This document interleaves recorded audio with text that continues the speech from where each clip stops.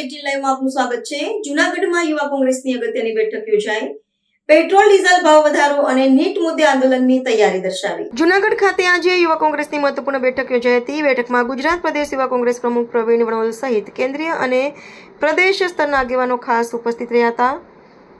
બેઠક દરમિયાન સતત વધી રહેલા પેટ્રોલ ડીઝલના ભાવ મુદ્દે સામાન્ય જનતાને પડી રહેલી મુશ્કેલીઓ અંગે ચર્ચા કરવામાં આવી હતી। યુવા કોંગ્રેસ દ્વારા રાજ્યવ્યાપી આંદોલનની રૂપરેખા તૈયાર કરવામાં આવે, કાર્યકરોને સૂચનાઓ આપવામાં આવી હતી। આ ઉપરાંત નીટ પરીક્ષામાં થયેલા કથિત કૌભાંડ મુદ્દે વિદ્યાર્થીઓના ભવિષ્ય સાથે થઈ રહેલા છેડા અંગે પણ ગંભીર ચિંતા વ્યક્ત કરવામાં આવી હતી। યુવા કોંગ્રેસના નેતાઓએ આ મુદ્દે કાયદાકીય તેમજ રાજકીય લડત વધુ મજબૂત બનાવવાની સંકલ્પ વ્યક્ત કર્યો હતો। પ્રદેશ પ્રમુખ પ્રવીણ વણોલે જણાવ્યું હતું કે યુવા શક્તિ જ પરિવર્તન લાવી શકે છે। મોંઘવારી અને શિક્ષણ ક્ષેત્રે થઈ રહેલા ભ્રષ્ટાચાર સામે યુવા કોંગ્રેસે ગામે ગામ જઈ લોકજાગૃતિ ફેલાવવી પડશે। બેઠકમાં જિલ્લા યુવા કોંગ્રેસના હોદ્દેદારો, તાલુકા પ્રમુખો અને મોટી સંખ્યામાં કાર્યકરો ઉપસ્થિત રહ્યા હતા।